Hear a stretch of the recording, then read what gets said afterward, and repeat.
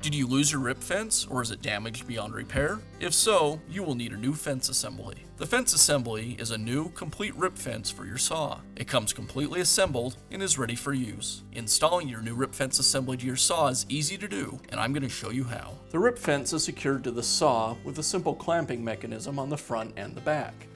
You just release the lever on both sides, and now the fence will lift away from the saw. The push stick secures to the fence.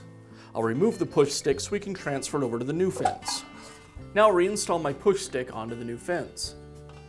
The end sits inside of this holder, and the handle snaps into this catch. The notches on the fence align with the bolt on the rail, and this is the same on both the front and the back. So I'll align the notch. Same thing on the back side. And then tighten the clamps both front and back.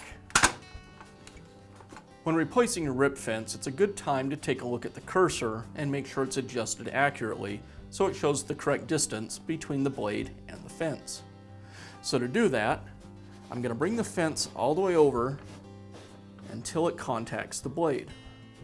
Now I'll lock the fence in place, and now we can adjust the cursor. Now that the fence is touching the blade, we know that it's basically at 0. So I can loosen the cursor and adjust it so the red line is perfectly aligned with the black line at 0. I'll hold that right in place and tighten the screws back down.